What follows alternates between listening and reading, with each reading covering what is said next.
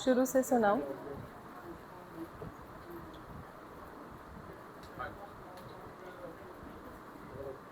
Journey with गुरुजी। जय गुरुजी, शुक्राना गुरुजी मेरे मालिक। जो आप आज सुनवाना चाहो बस वही मेरे मुंह से निकलवाना, मेरे गुरुजी महाराज। संगत जी, मेरी जर्नी गुरुजी के साथ 2015 में शुरू हुई थी। मैं बहुत ज़्यादा अपनी लाइफ में स्ट्रगल कर रही थी, अपने रिलेशनशिप में, फाइनेंशली, हर चीज़ में। पर पूरा फोकस मेरा रिलेशनशिप पे था। एंड जब आप परेशान होते हो, आप हर जगह दरवाज़े खटकाते हो, पंडितों के पास, गुरुद्वारे, मंदिर, जहाँ कोई आपको डायरेक्शन दिखाना चाहे आप जाते हो। ऐसे ही मैं स्ट्रगल कर रही थी, तो मैं अपनी फ्रेंड के साथ शेयर करती थी। उसके हस्बैंड के साथ भी उसके रिलेशनशिप इश्यूज़ थे, बट गुरुजी के मिलने की वजह से उसके रिलेशनशिप इश्यूज़ में काफ़ी राहत मिली। एक दिन उनके घर में गुरुजी का सत्संग हुआ, बट उसकी मदर इन लॉ जैसे अपने ही सारे संगत के लोगों को बुलाती थी, अब हम लोग जुड़ी हुई संगत नहीं थे, तो उसने मेरे को सत्संग ओवर होने के बाद बुलाया। जिस टाइम समाप्ति हो गई, उसने मुझे बोला कि घर आ जा, गुरुजी के दर्शन हो रहे हैं। मैंने कहा कौन गुरुजी? कहती तू बस घर आ जा। मैंने कहा अच्छा। मैं उसके घर गई, तब हम इंदरपुरी में रहते थे। एंड उसने मेरे को बोला, देख सोफ़े पे जहाँ गुरुजी की गद्दी लगी है ना, वहाँ बाजू पे ना ध्यान से देख, वहाँ गुरुजी के दर्शन हो रहे हैं। मैंने कहा अच्छा। मैंने देखा, मैंने कहा मुझे तो कुछ नहीं दिख रहा। कहती अच्छा एक बार ही ना गुरुजी के स्वरूप की तरफ देख और ध्यान लगा। तो मैंने गुरुजी के स्वरूप की तरफ देखा और ध्यान लगाया, और फिर कहती अब देख बाजू की तरफ। तो मुझे गुरुजी के दर्शन हुए, but I was amaze to see कि ऐसे कैसे हो सकता है, कहीं ये मेरी इल्यूजन तो नहीं है, कहीं मैं हेलुसिनेट तो नहीं कर रही हूँ, क्योंकि मैंने स्वरूप की तरफ देखा, अब मुझे दिख रहा है। फिर मैं वहीं बैठी रही 5 मिनट, मैं देखती रही। तो धीरे धीरे मुझे उसी जगह पर एक स्वरूप हिलता हुआ दिखा, जैसे गुरुजी के दर्शन हो रहे थे। मैं बड़ी अमेज़ हुई। उसके बाद मैंने बोला, उसने मेरे को फिर अपना सत्संग सुनाया कि कैसे उसकी लाइफ जर्नी गुरुजी के साथ चली और कैसे उसके और उसके हस्बैंड के रिलेशनशिप हील हुए। एंड सुन के मैं वापस आ गई। उस टाइम पे I was expecting my daughter. तो मैं उस टाइम पे हमारी शॉप हुआ करती थी गारमेंट्स की, तो मैं सुबह अर्ली मॉर्निंग लाइक उठ जाती थी जल्दी, क्योंकि मुझे 10:30 निकलना होता था, 11 o'clock मुझे शॉप खोलनी होती थी। तो बस वही कश्मकश में हम लोग अपना सोचते रहते हैं कि अब ये कौन सी डायरेक्शन है, मैं जाऊं कि मैं ना जाऊं। फिर एक दिन मेरे मन में ख्याल आया कि मेरे फर्स्ट फ्लोर पे एक और फ्रेंड रहती है, वो गुरुजी के वहाँ पे रेगुलरली जाती थी, मैं इससे पूछती हूँ, छतरपुर जाती है ये। मैंने उससे पूछा तो उसने बोला कि अब तो नहीं जाती, पहले जाती थी। मैंने कहा ठीक है। फिर मैं चुप करके बैठ गई घर पे। फिर उसका कॉल आया, कहती मनी इस बार ही ना हम संडे को जा रहे हैं, मेरे हस्बैंड और मैं, तो तू तैयार हो जाइयो। बट मैं सोच में पड़ गई, बिकॉज मेरा रूटीन बहुत हैक्टिक चल रहा था, शेड्यूल बहुत हैक्टिक चल रहा था। तो रात को मैं सो नहीं पाई, बिकॉज आई वॉज एक्सपेक्टिंग, मेरा 7 मंथ चल रहा था और मेरे पाँव में भी बहुत ज़्यादा स्वेलिंग थी। मैंने सोचा सुबह इसका कॉल आएगा ना, मैं इसको मना कर दूँगी कि मैंने नहीं जाना। तो उसका मेरे कॉल करने से पहले मैंने सोचा मैं कॉल करके इसको मना कर देती हूँ, और उस मेरे कॉल से पहले उसका कॉल आ गया कि हम 15 मिनट में नीचे आ रहे हैं, तू रेडी रही हो। मैंने कहा ठीक है। अब मैंने कहा ये तो मेरे को लगता है डायरेक्टली गुरुजी की कॉल है, मेरे कैंसिल करने से पहले इसका कॉल आ गया। तो मैं तैयार हुई, मैं रेडी हो गई, मैं चल पड़ी। तो मैं जैसे गुरुजी के मंदिर में पहली बार एंटर हुई, मुझे एक बड़ी स्ट्रॉन्ग एनर्जी का एहसास हुआ वहाँ पे, जब मैं लंगर प्रसाद कर रही थी। उस टाइम पे 2015 में इतना रश नहीं हुआ करता था, इतना ज़्यादा डेवलप नहीं हुआ था बड़ा मंदिर, और बार वेड़े में ही प्रसाद मिलता था। तो हम लोग बैठे हुए थे, और मैंने लंगर प्रसाद किया वहाँ पर। लंगर प्रसाद करने के बाद हम लोग बाहर आए, और उसके हस्बैंड ने मुझे बोला, भाभी बाहर ना गुरुजी के स्वरूप मिल रहे हैं, आपको लेने हैं क्या? मैंने कहा ले लेते हैं। तो कहता बस आप ना झूठ बोल देना कि आप गुरु जी की ना जुड़ी हुई संगत हो, नई संगत को ना स्वरूप नहीं मिलते। तो मैंने कहा अच्छा। फिर मैं लाइन में लग गई उनके साथ और मैं खड़ी हुई थी लाइन में और मैं वहाँ देख रही हूँ तो गुरु जी के जो मंदिर के ऊपर जो शिवलिंग है, मैंने वहाँ मत्था टेका और मन में सिर्फ एक एहसास शेयर करा गुरु जी के साथ। मैं कहा गुरु जी मैं झूठ नहीं बोलूँगी, अगर आपने मुझे स्वरूप देने होंगे तो आप ज़रूर दीजिएगा और नहीं देने होंगे तो बेशक मत दीजिएगा। तो उसने मेरे को फिर बोला भाभी देखो सब कैसे लड़ रहे हैं स्वरूप के लिए, आप ना झूठ बोल देना, आपका नंबर आने वाला है। मैंने कहा ठीक है। मैं चल पड़ी आगे और जैसे ही मैं आगे चली तो उन्होंने बोला आंटी कौन सा स्वरूप चाहिए। मैंने कहा कि मेरे को चरण स्वरूप दे दो। उन्होंने कहा करो झोली। तो मैंने जैसे ही झोली खोली, अपनी चुन्नी मैंने अपनी आगे करी, उन्होंने मेरी झोली में गुरु जी के सारे स्वरूप डाल दिए। गुरु जी के काले चोले वाला स्वरूप, गुरु जी का येलो चोले वाला स्वरूप, गुरु जी का लॉकेट स्वरूप, पेन। मेरे लिए बड़ी अमेजिंग चीज़ थी गुरु जी का लॉकेट, चेन वाला बड़ा वाला। तो वो लोग बड़े हैरान हुए, वहाँ पे सारी लेडीज़ भी बोलने लगी, सारी आंटीज़ की वाह आप तो बड़े ब्लेस्ड हो, आपको इतने सारे स्वरूप इकट्ठे मिल गए। तो मेरी फ्रेंड के हस्बैंड ने बोला भाभी मैं 2 साल से आ रहा हूँ, मुझे आज तक नहीं मिला, ये तो सच्ची आपका बुलावा था। बट मैं जुड़ी हुई नहीं थी, मुझे समझ ही नहीं थी। मैंने चुप करके बस थैंक यू बोला गुरु जी को, स्वरूप लाई, स्वरूप ला करके मैंने अपनी मदर इन लॉ के हाथ में पकड़ा दिए। वो मत्थे टेकी जाए, वाह जी वाह किन्नी चंगी ब्लैसिंग मिली तेनू, ते वाह साडा घर ब्लैसिंग नाल भरता, तू इन्ने सारे स्वरूप ले आई। मैंने मम्मी को बोला, मैं क्या मम्मी मैनू नहीं पता की करना ਇਹਦੇ ਨਾਲ, ਹੁਣ देखो ਤੁਸੀਂ ਇਹਨੂੰ फ्रेम करा ਦਿੰਦੇ ਆ। मम्मी कहती हाँ तू ਹੁਣ छोड़ दे, मैं फ्रेम करा के ना तेरे को पहुँचा दूँगी। तो मम्मी ने सारे स्वरूप वगैरह फ्रेम कराए, फ्रेम करा करके घर पे लगा दिए। मैं रोज़ मत्था टेकूं बट मैं जुड़ी हुई नहीं थी, फ्रैंकली मैं कनेक्टेड नहीं थी गुरु जी के साथ। जर्नी निकली 2016 में मेरी डॉटर बॉर्न हुई एंड मेरी डॉटर जब मैंने अपनी डॉटर के साथ ही 9 मंथ्स की जर्नी करी, that was a totally 360 degree turn around journey for me. मेरी स्पिरिचुअल अवेकनिंग स्टार्ट हो गई थी उस जर्नी में। एंड गुरु जी ना आपको स्टेप बाय स्टेप चढ़ाते हैं, जितना आपका पात्र तैयार है उतना ही आपको मिलता है। तो उस टाइम पे मेरा पात्र तैयार नहीं था, इफ्स एंड बट्स बहुत ज़्यादा थे।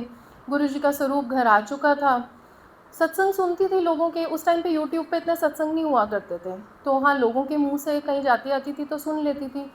But I was not connected frankly speaking. मैं मंडे के मंडे फिर मेरे हस्बैंड ने जाना शुरू करा, जैसे ही गुरु जी का स्वरूप घर आया तो उन्होंने मंडे के मंडे जाना शुरू करा बड़े मंदिर। और जब भी मैंने इनके साथ जाना ना, गाड़ी सीधा अंदर जानी, और जब इन्होंने अकेले जाना इनकी गाड़ी सेवादार बाहर रोक लेते थे।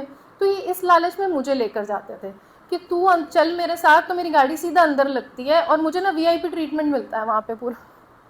तो मैं कहती थी कि मेरी गुरुजी के साथ लड़ाई चल रही है, जब तक तुम्हें सुधारेंगे नहीं मैंने गुरुजी से बात करनी नहीं है, अगर ये आपको सुधारेंगे तो ही मेरी और गुरुजी की बनेगी, नहीं तो मेरी नहीं बनेगी। तो कई बार ऐसे होता था, मैं चली तो जाती थी मगर मैं गाड़ी में बैठी रहती थी और मैं गाड़ी में बैठ के रोती रहती थी कि आप सबको चमत्कार दिखाते हो, मेरे को तो कोई चमत्कार दिखाते नहीं।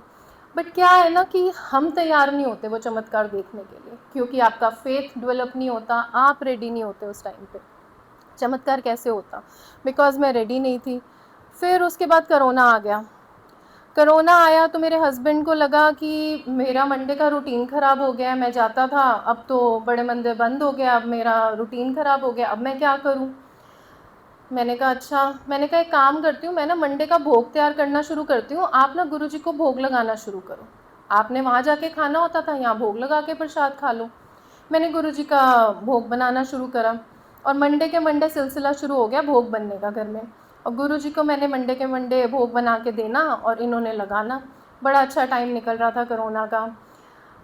उससे पहले हमारी फाइनेंशियल स्ट्रगल चल रही थी और मैंने अपनी मम्मी को अपनी मदर इन लॉ को ये बोला कि मम्मा घर का ना डिवीज़न कर दो, इस टाइम पे फाइनेंशियली बहुत प्रॉब्लम चल रही है। तो अब फैमिली भी मेरी ग्रो हो रही है, क्योंकि मेरी जेठानी की एक ही बेटी थी, मेरा बेटा फिर बेटी भी हो गई, मेरे खर्चे बढ़ते जा रहे थे और गुजारा हो नहीं पा रहा था 2 बच्चों में। तो मैंने गुरुजी को बोला गुरुजी अगर आप हो ना मेरे घर की डील करवाओ, मैं आपका सत्संग कराऊंगी। तो घर की डील हुई दिसंबर में, हमने सत्संग कराया गुरुजी का। पहली बारी गुरुजी का सत्संग मेरे घर में हुआ था, शुक्राने का। फिर उसके बाद कोरोना आ गया। कोरोना में touch would buy God grace, क्योंकि हाथ में पैसे थे, आराम से हमारा टाइम निकला, 6 महीने निकले। बट स्ट्रगल्स चल रही थी। 2020 में कहते हैं ना, गुरुजी जब आप गिरने वाले होते हो ना, आपको आके पहले से ही पकड़ लेते हैं। 2020 में मेरे भाई को कार्डियक अरेस्ट हुआ। यहाँ घर बिकने की खुशखबरी, दूसरी तरफ भाई चला गया। एक ही भाई था मेरा बड़ा। 2020 में रात को सोए सोए उसको कार्डियक अरेस्ट हो गया। जिस दिन उसको कार्डियक अरेस्ट हुआ, उस दिन अर्ली मॉर्निंग 3 बजे के आसपास मेरे को एक ड्रीम आता है, जहाँ पे मैं रेगिस्तान में होती हूँ। बहुत बड़ा रेगिस्तान है और मैं भटक रही हूँ उस रेगिस्तान में। और वो रेगिस्तान ना धीरे धीरे धीरे धीरे शेप लेने लगता है गुरुजी के सर की। और ऐसे लगता है कि उस गुरुजी ना मेरे को ऐसे पीछे मुड़ के देख रहे हैं। और मैं समझ नहीं पाती ये कैसा ड्रीम है। रेगिस्तान बन रहा है, रेगिस्तान में मुझे गुरुजी की बैग दिख रही है, सर दिख रहा है। फिर मेरे को ड्रीम आता है, थोड़ी देर के बाद गुरुजी ना मेरे को पगडंडी से लेकर जा रहे हैं कहीं पे। तो मेरे को समझ नहीं आता, मैं कोरिलेट नहीं कर पा रही होती कि गुरुजी मुझे क्या ड्रीम्स दिखाते हैं। सवेरे 5:30 बजे फ़ोन बजता है मेरे कज़न का। मैं उठती हूँ फ़ोन की आवाज़ से, तो मेरी बड़ी मम्मा, भाई बोल नहीं पाता, ताई जी का बेटा कॉल करता है, वो बड़ी मम्मा को फ़ोन दे देता है। बड़ी मम्मा कहती है, मनी एक ना बहुत बड़ी खबर है, प्लीज़ बेटा थोड़ा संभल के सुनियो। मम्मी मेरी पहले ही नहीं थी, मैं 8 साल की थी, मेरी माँ पूरी हो गई थी, तो मेरी नानी ने मेरी अपब्रिंगिंग करी थी। ब्रदर मेरा इमोशनली वैसे ही थोड़ा टर्मोइल में चल रहा था। सडन उसकी ये न्यूज़ सुन के मैं like I was totally gone. मेरे लिए बहुत बड़ा धक्का था कि बड़ा भाई चला गया एकदम से।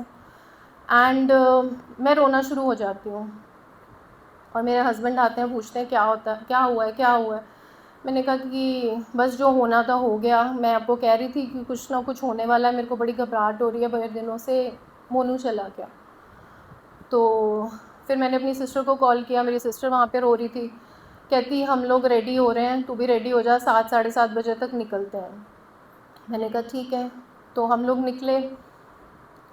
वहाँ से वापस आके भाई को उस कंडीशन में देख के उसके बाद मैं वापस आई। मैं बहुत डिप्रेसिव फेज से निकल रही थी। But in the meanwhile Guruji ने मुझे मेरे एक गाइड, एक मेंटोर से मिला दिया, जो एक one of the most famous personality हैं, ब्रह्म ऋषि सुभाष पत्री जी।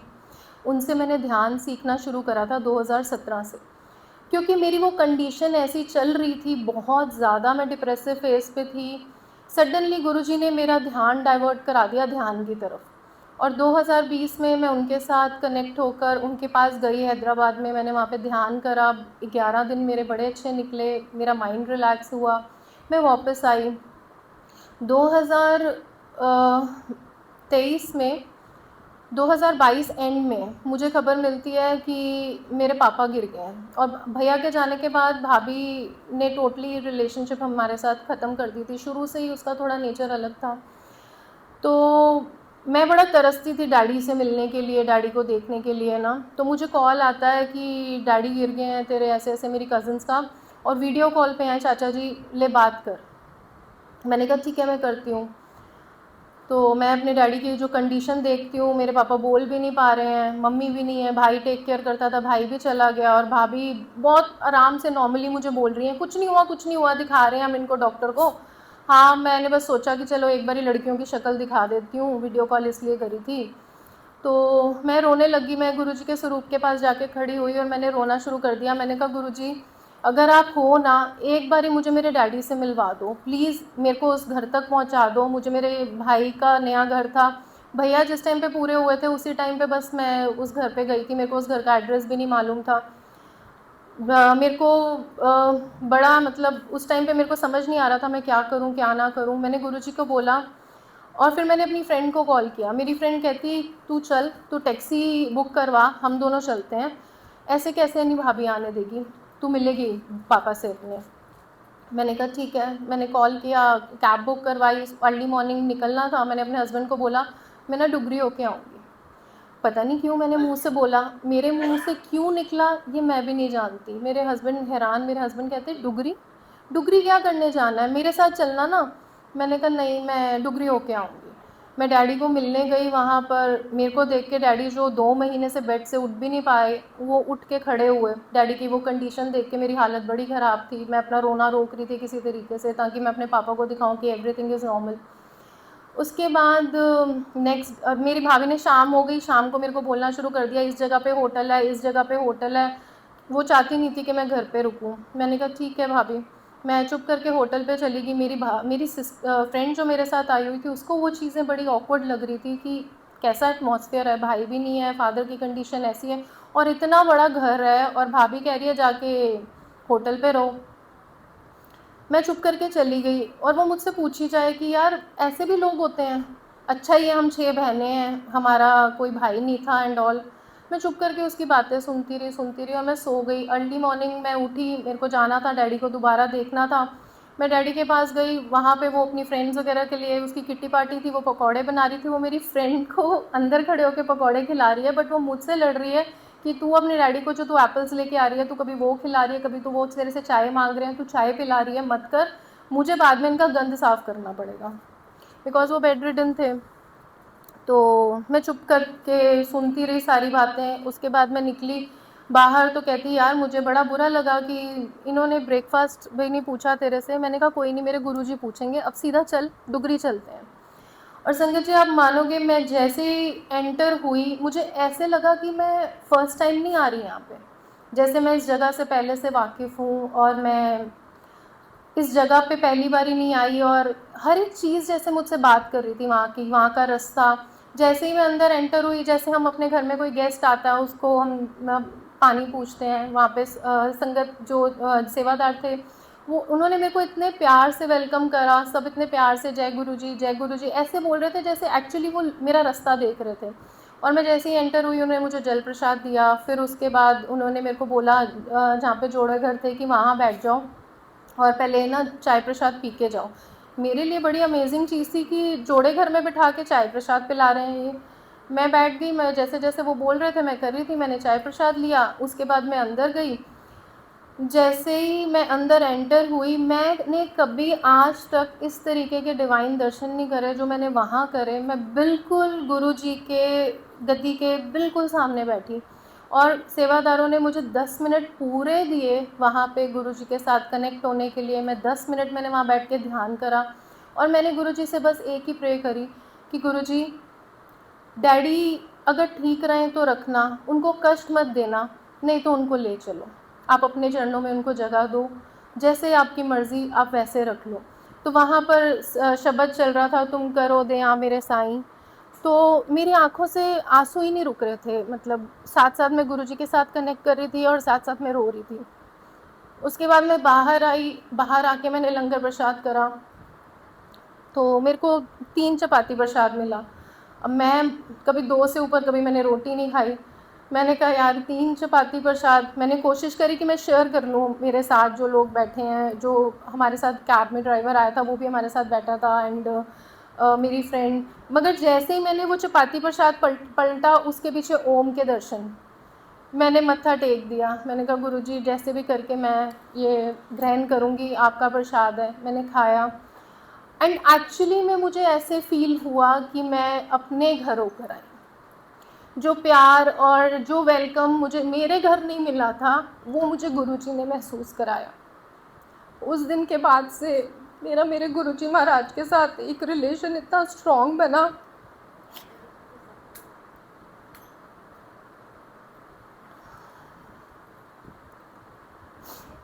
1.5 साल निकल गया, मैंने अपने फादर को देखा नहीं था। मेरे लिए वो बहुत अमेजिंग चीज़ थी कि मैं कैसे अपने पापा को मिली, वो सब गुरुजी करा रहे थे, और कैसे मैं उनके साथ टाइम स्पेंड कर पाई। मैं जो भी सुन रही थी इधर उधर की बातें, मुझे उसका कोई फ़र्क नहीं पड़ा, बट वो एनर्जी मुझे प्रोटेक्ट कर रही थी गुरुजी की, जो मुझे हार्म नहीं कर पा रही थी एक्चुअली, क्योंकि गुरुजी मेरे साथ थे। डुगरी दर्शन कराए गुरुजी ने, उसके बाद मैं घर आई। 2 महीने मैं यहाँ पे अपने हस्बैंड को कह रही हूँ मैंने डैडी को अपने पास लेके आना है, डैडी की कंडीशन ठीक नहीं है, मैंने डैडी को अपने पास लेके आना है, डैडी की कंडीशन ठीक नहीं है। और जस्ट आफ्टर 2 मंथ्स मेरे को कॉल आता है। नवंबर एंड में मैं डैडी को देख कर आई थी, फेबररी बेटी के बर्थडे के निकलने के बाद 21 फरवरी को मेरे को कॉल आता है कि डैडी चले गए।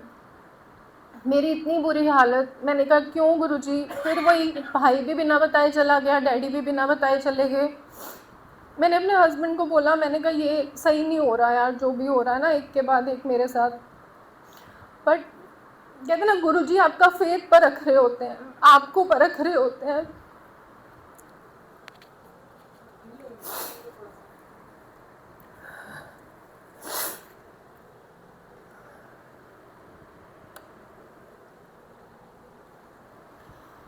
वहाँ से मेरी एक्चुअली में गुरुजी के साथ जर्नी और स्ट्रॉन्ग हुई। जब मैं डैडी के क्रिमिनेशन के लिए गई, मैं मम्मी के जाने के बाद ना डेड बॉडी से बड़ा डरती थी, क्योंकि छोटी उम्र में माँ को इस कंडीशन में देखा था, 8 साल की थी। एक डर बैठ गया था डार्कनेस का, डेड बॉडीज़ का, घर का माहौल। मम्मा भी कैंसर से एक्सपायर हुए थे, तो 2 महीने मैंने अपनी मदर को स्ट्रगल करते देखा था अपनी हेल्थ के साथ बचपन में। तो ऑलरेडी चाइल्डहुड में बहुत कुछ देख लिया था। फिर भाई, फिर डैडी। वहाँ पे शाम हो गई पहुँचते पहुँचते, तो वहाँ पे उन्होंने बोला कि अब ना कल करेंगे क्रिमिनेशन। तो डैडी को उसमें रखा हुआ था, जो भी उसमें रखते हैं बॉक्स वगैरह में। तो भाभी पूछ रही है कि कौन रहेगा इनके साथ, रात कौन काटेगा? मैंने कहा मैं काटूँगी, मैं बैठूँगी अपने डैडी के साथ सारी रात, मैं यहाँ पे सेवा करूँगी जैसे भी है। तो मैंने और मेरे हस्बैंड ने डिसाइड किया कि हम ही वहाँ पे रहेंगे, और सब अपना सोने चले गए और मैं सारी रात वहाँ बैठी। ध्यान का इतना स्ट्रॉन्ग मेरी लाइफ में शिफ्ट आया, जो गुरुजी की मेहर से मैंने ध्यान सीखा। मैं अपने पत्री सर के साथ कनेक्ट हुई, उन्होंने मेरे को वो ज्ञान और वो ध्यान का मतलब समझाया। 2023 was a turning point in my life. मेरी ज़िंदगी की स्ट्रगल बढ़ती गई बढ़ती गई बढ़ती गई। 2023 जिस टाइम पे मैं डैडी को क्रिमिनेट करके हम लोग वापस आ रहे थे, मेरे डैडी के घर के बाद बटरफ्लाइज ही बटरफ्लाइज, बटरफ्लाइज ही बटरफ्लाइज। मैं वापस मुड़ी दिल्ली आने के लिए, डैडी चंडीगढ़ रहते थे मोहाली। पूरी गाड़ी के आसपास मेरे बटरफ्लाइज चल रही थी। वहाँ से वापस आई तो मैंने सुना था कि गुरुजी डिफरेंट रूप से दर्शन देते हैं, बटरफ्लाई रूप में भी दर्शन देते हैं। बट मैंने देखा वो चीज़ें अपनी लाइफ में होते। फिर 15 दिन निकले, मेरे हस्बैंड की तबीयत वहाँ से आके कि बहुत ज़्यादा ख़राब हो गई, he got down with cancer. मैंने ये भूल गई मैं कि मेरा फादर गए हैं, मेरा भाई अभी रिसेंटली गया है। मैं उस ग्रीफ से बाहर निकली और सब कुछ भुला कर के बस मेरा सिर्फ इस टाइम पे यही फोकस था कि मेरे हस्बैंड बच जाए। मेरे हस्बैंड के डायग्नोसिस शुरू हुए, उनकी टेस्ट वगैरह होने शुरू हुए। उस 15-20 दिन पहले से ना गुरुजी के सत्संग शुरू हो गए मेरे उस पे आने, स्क्रीन पे अपने आप ही। मैंने कोई पेज सब्सक्राइब नहीं करा था, सारे कैंसर के सत्संग आई जा रहे हैं, आई जा रहे हैं। मैं बड़ी हैरान, मैं कहा गुरुजी प्लीज़ ये मत करना अब, या मुझे क्या इंडिकेशन दे रहे हो? अभी डैडी हैं, अब प्लीज़ हस्बैंड के ना ये कैंसर के वो मत वो करना जो आप मुझे इंडिकेशन दे रहे हो। बट होना था, गुरुजी प्रिपेयर कर रहे थे मुझे। मेरे हस्बैंड का कैंसर की रिपोर्ट आई, एंड जिस दिन रिपोर्ट आनी थी, गुरुजी का पीले चोले वाला स्वरूप मैं साफ़ करती, रोज़ सवेरे जोत करती हूँ तो सारे स्वरूप पे कपड़ा मारती हूँ, साफ़ करती हूँ मंदिर। तो मैं साफ़ कर रही थी, वो फ़ोटो चटक गई। इतने सालों से कभी वो फ़ोटो नहीं चटकी थी, गुरुजी की वो स्वरूप पूरा वो टूट गया। मैंने कहा कि गुरुजी आप मुझे किसी चीज़ के लिए प्रिपेयर कर रहे हो तो प्लीज़ मुझे शक्ति देना। शाम को पता लगा मेरे हस्बैंड को सेकंड स्टेज कैंसर डिटेक्ट हुआ है। सारा घर रो रहा है, सारा घर परेशान है, मम्मी की हालत बहुत ज़्यादा ख़राब हो गई। But I was the only one who was like standing strong as a pillar. जो घर पे गेस्ट आ रहे हैं इनका पता करने के लिए, मैं सबको बोल रही हूँ चाची नेक्स्ट टाइम ना जब ये ठीक हो जाएंगे ना, एक गेट टुगेदर करेंगे, डिनर के लिए आना। तो सारे बड़े हैरान होकर मुझे देख रहे हैं कि इतनी शक्ति कहाँ से आ गई है इसके अंदर, इतनी पावरफुल कैसे हो सकती है। सब रो रहे हैं और ये कह रही है कि डिनर पे आना। उसके बाद मैं वैसे प्रोफेशनली थेरेपिस्ट हूँ, काउंसलर हूँ। तो उस टाइम पे हस्बैंड की हालत ऐसी थी, बच्चों को भी देखना था, तो मैं अपने सेशंस भी लेती थी, मैं काउंसलिंग करने भी जाती थी, बच्चों को स्कूल ड्रॉप करती थी, बेटे को एकेडमी ड्रॉप करती थी। हस्बैंड हॉस्पिटल होते थे, ये बेचारे वेट कर रहे होते थे, फिर इनको मिलने जाना, काफ़ी कुछ स्ट्रगल मेरी चल रही थी। बट जिस टाइम पे मैं घर से निकलती थी और जिस टाइम तक मैं काउंसलिंग पे जाती थी, बच्चों को लेकर के घर छोड़ती थी, जिस टाइम पे मैं काउंसलिंग से बच्चों तक पहुंचती थी ना, मेरे वो 10 मिनट सिर्फ रोते हुए निकलते थे।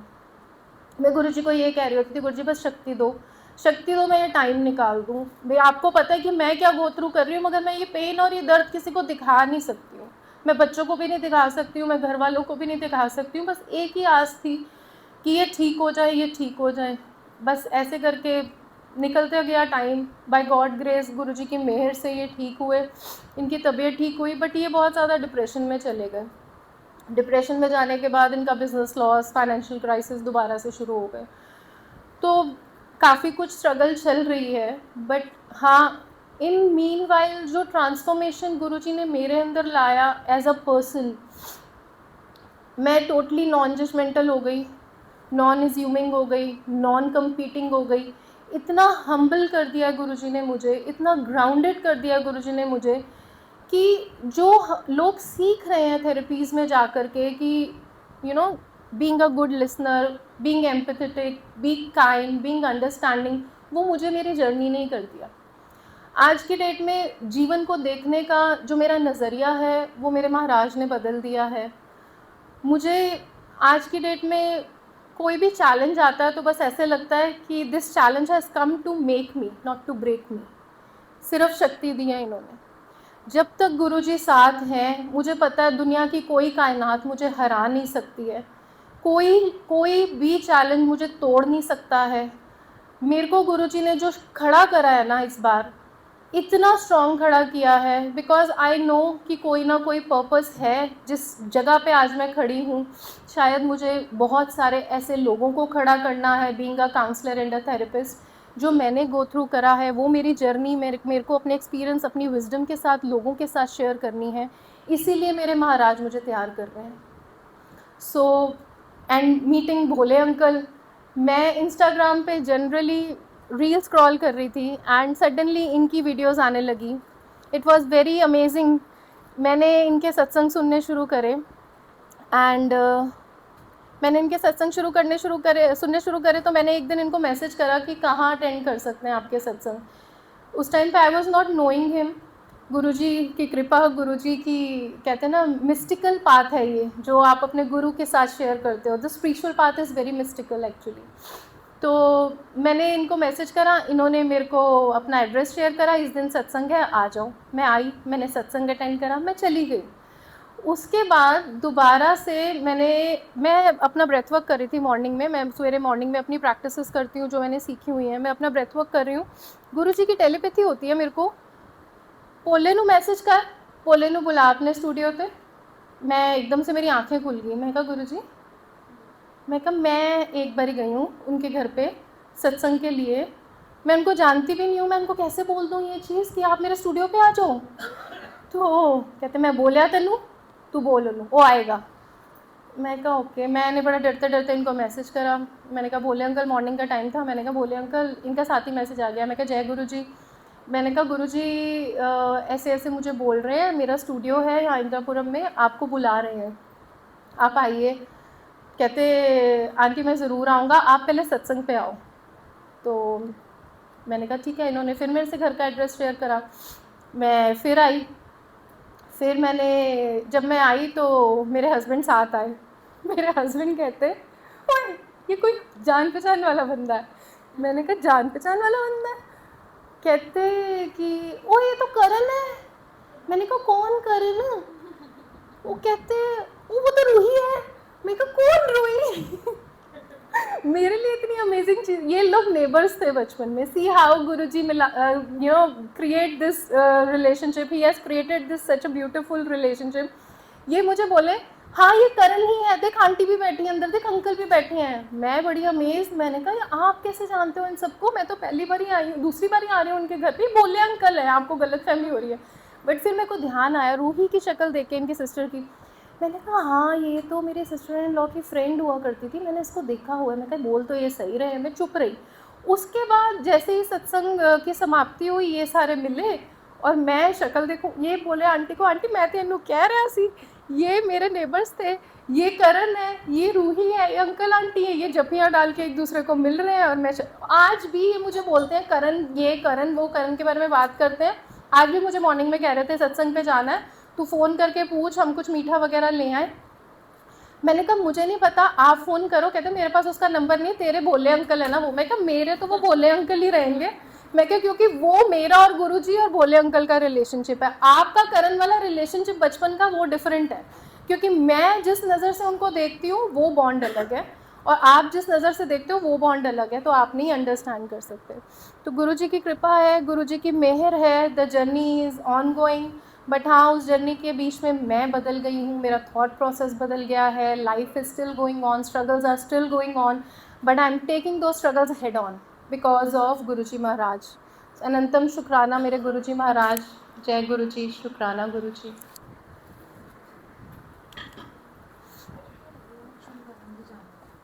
अभी बस विदाउट माइक, बस शुक्राना। हाँ अकेले जाना है। हाँ जी, नहीं कर लो मैं